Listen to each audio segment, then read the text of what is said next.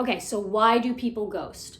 That is a great question. Let's dive in. First of all, if it's a mutual ghosting, that is because of the relationship dynamic that social media has kind of brought about. If you are swiping on Tinder and you have hundreds of matches, then if one person doesn't say good morning to you in a reasonable amount of time, you can just block them and go ahead and move on. For men, same thing. If a girl breaks your heart, you can just jump right back into the apps and you don't have to worry about it, you don't have to think about it. There's a million fish in the sea, and because our world is constantly shrinking with social media, that is becoming more and more apparent. That is making us feel more lonely. We are not spending time with one another because we are treating one another like we don't matter anymore. The problem is our communities are at stake. Our communities are being jeopardized. If you want to not be ghosted, you have to create a community, a safe space for yourself where you and everyone else, not trying to like, oh my God, safe space, like a place where you feel like you can be yourself. Because when you're on social media and you see all these perfect people and all these perfect filters, and you're on Tinder and you get rejected by someone for like pretty much nothing, or you just get ghosted out of nowhere, like your ego, your self-esteem is going to be hurt. So the question is, where do you go to feel like yourself? What space do you have where you can unshed and you can be authentic? Because that space, that is where those genuine connections are going to lie. And those genuine connections are what you need, to feel like a person, to heal your loneliness. If you're talking about why someone's ghosting you or why people aren't taking other people seriously anymore, it's simple. Like, we've been put in an environment where it happens so easily and it's so accessible to us that we don't put any value on it. Sure, how do we fix it? The solution to ghosting is actually pretty awesome, in my opinion. This doesn't work all the time. I have a pretty good conversion rate on this working. I actually, you know what? This has worked for me pretty much every time. I'm gonna say it. If I am being ghosted by someone, I'm just bold. I say something bold, I do something bold, I get their attention in an out of normal way, out of pocket way, maybe not, but out of the ordinary. You get out of the ordinary, you get out of your pattern, right? You have to break the pattern, because when you're dating and you're seeing all of these people all of the time, there are very similar conversations that are happening. What's your favorite color? What's your favorite food? Where do you like to go? What do you want to be? How many children do you want to have? What kind of relationships do you want to have? Just the normal song and dance. And it's like a checklist. It's exhausting. Everyone knows that dating at this point in time, it's like a full-time job if you're looking for a partner. So instead of doing that, you have to rise above the noise. You have to do something different. You have to do something completely different than what all of these other people are doing.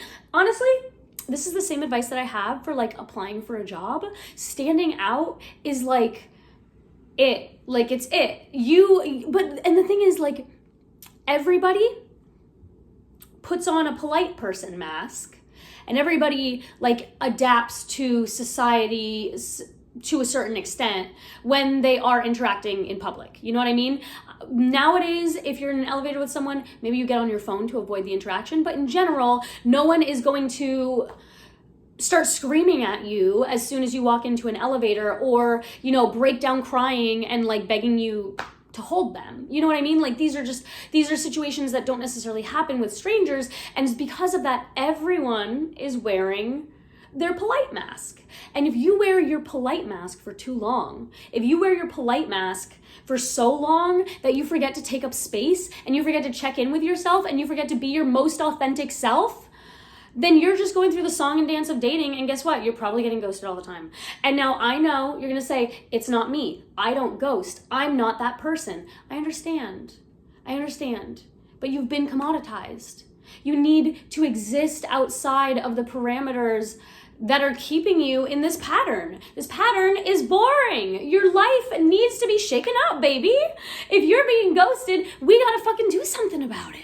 We gotta really do something about it. We gotta get a new hobby and put ourselves in situations where the people that we're surrounding ourselves are more genuine and deep, or we need to delete the apps completely, and instead of trying to pick up people at bars, try to pick up people at coffee shops, you know, and like go to community events. Atlanta is so cool. They have this like hills thing that keeps on growing every single time. I have a friend that goes, and like you meet so many people, and you meet so many people in real life, and like when you make that genuine connection in real life first, it's harder to ghost. And if you make that impression, that difference in someone's day in any little way, you make that impression, then it's easier to want to continue getting to know them, because relationships are hard enough without people just treating each other like disposable garbage. Relationships are near impossible even when you get into one. Like, we should just be a little nicer to each other. But also, like, with the way that these apps exist and the way that social media is consumed, you will be just a number if you allow yourself to be just a number. I actually have a great example of that. It's not even me.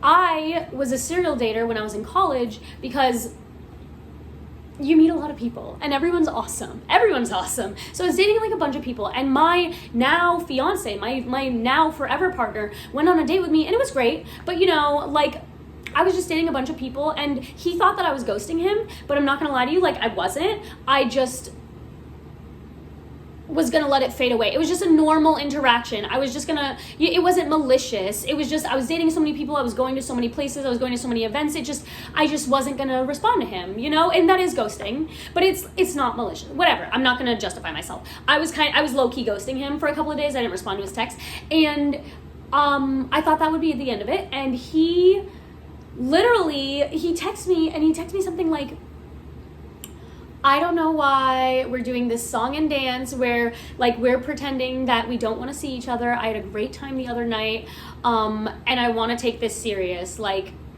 are you in or are you out? Let's make plans. And it was just so straightforward. It was so direct. It was so bold. It was so, and like I said, I wasn't just like playing a game to get his attention or anything, but I was just struck by his message, because when you said hey 3 times in a row, I don't feel obligated to respond. And you know what? Honestly, in today's day and age, like, to be fair, to set a boundary, you are not obligated to respond to anybody in any particular amount of time. Any of these people that have been ghosting you might have gotten into a terrible car accident and been in a coma. I'm not wishing that on anybody, but it's possible, and you don't know them well enough. And if you've never met in person, they don't owe you shit. They really don't owe you anything. But if you want to make an impression, do something about it. Disrupt their patterns. Send them flowers to their workplace. Like, get to know their friends. Like, you know, go do pillow forts. Everyone loves pillow forts. Go have a pillow fort date, or, you know, like, just do something romantic. Or if they're not romantic, be quiet and slow about it. Get to know people. But, like, also, do not get your feelings hurt if someone doesn't respond to you and you guys have never met in person yet. Like, the internet is just so abundant with stimuli that it's like, it's not personal. It's not you. You, yourself, you've done nothing wrong. You've never done anything wrong. Like, you don't owe anybody anything, and there's nothing wrong with you. You don't have to fix yourself to be loved. You deserve a relationship that's worthwhile. Everyone does. But there are a lot of people, so you have to build a relationship. You have to know who's worth compromising for, know who you're fundamentally compatible with, know when you really, really want something, and if someone also wants something and you guys are moving in that direction together. That's love. That's something to build towards. But like, if you're gonna be doing that, don't be mad if someone's going in another direction. It's okay, baby, do your thing. To not get ghosted, disrupt the pattern. Do it.